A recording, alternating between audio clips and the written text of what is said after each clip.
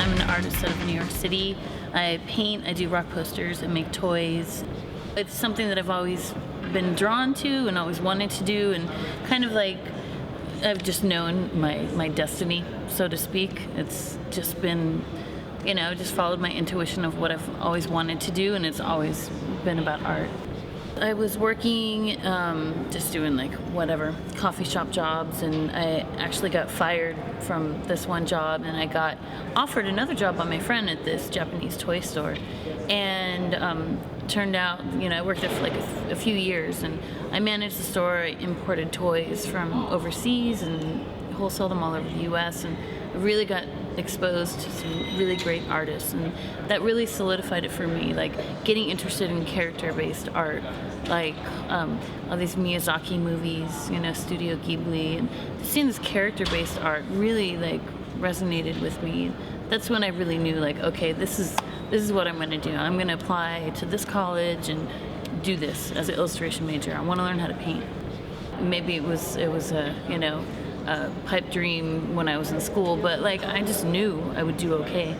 I started having illustration jobs and doing gallery shows when I was in college, and so by the time I graduated, I had already been doing it, so I just focused on it more. I had more time on my hands finally, after graduating to focus on my art. So it went really good for me, but I worked my ass off, truly. I always liked comics when I was younger. I got an email from one of the editors at DC Vertigo. Just one day out of the blue, she had seen an interview of mine in a magazine and emailed me for a press kit and wanted to see more of my stuff. And it was like a total dream come true, and just so cool. I think just being interested in character-based art is natural evolution to want to see your work transition from 2D to 3D, so to be able to hold your characters, like, it's amazing. It's such a great feeling, and I've always wanted to do that. I hand-painted this money for Kid Robot for a show they had, and the owner of the company really liked it and wanted to set up a meeting to see more of my stuff and more of my other characters. I mean, he was familiar with my work, but wanted to see like more specific ideas. So I put together this presentation of what characters of mine I thought would make good toys, and it just kind of went from there. And then I was making dunnies, and then 8-inch dunnies, and then finally Mace and Ion figures. I always was focused on painting, and I'd collected rock posters. They were hung up all over my house, and it didn't really dawn on me. It's kind of like, duh, like do some rock posters.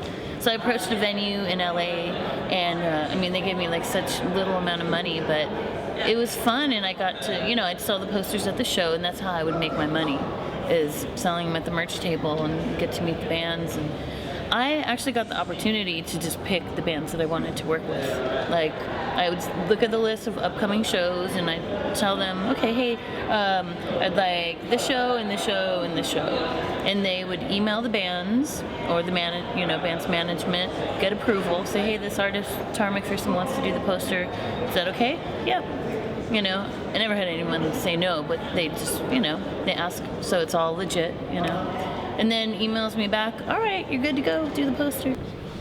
One of the keys to being a successful illustrator is to, not have all your eggs in one basket, because like if that company closes or that magazine goes under or whatever, like you're ruined.